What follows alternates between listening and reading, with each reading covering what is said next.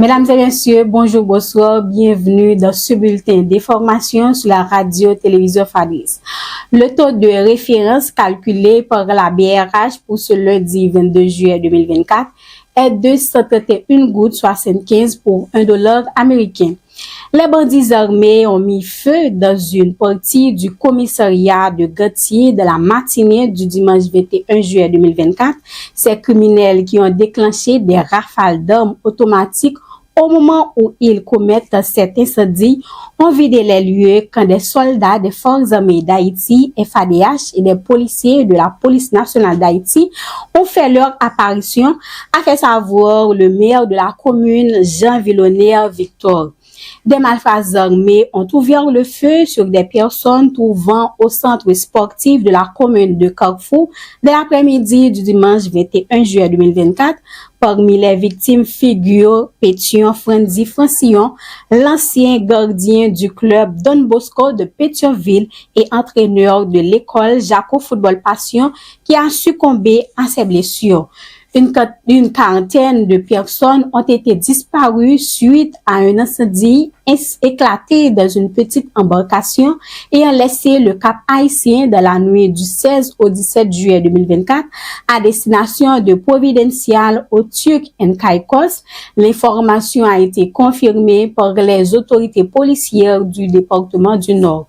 L'ex-commissaire du gouvernement des Cayes, Ronald Richemont, est interdit de laisser le pays pour sa présumée implication dans l'assassinat du journaliste Gary Tess en octobre 2022. C'est le juge Michelet Seyid en charge de l'affaire qui a mis cette interdiction de départ aux responsables de l'immigration et l'émigration. Cette décision concerne également ces agents de sécurité de l'époque. Le bureau de communication du conseiller présidentiel Leslie Voltaire dément les rumeurs faisant croire l'état dégradant de la santé du conseiller.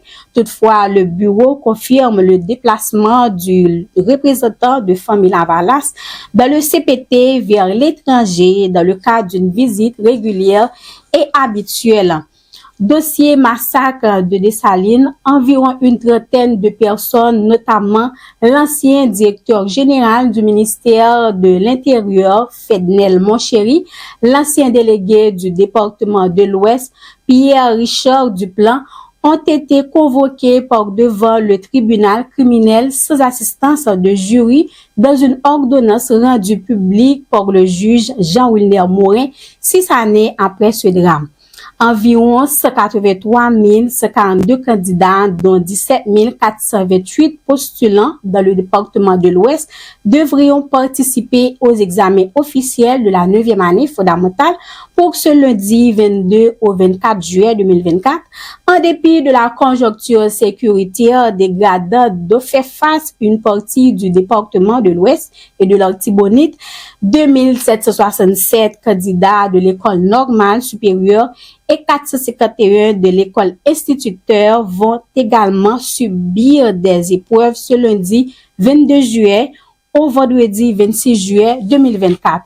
À l'échelle internationale, l'actuel président américain Joe Biden annonce son retrait à la course présidentielle pour les élections américaines en novembre prochain, une décision survenant suite à une forte pression de ses collègues démocrates suite à un débat désastreux.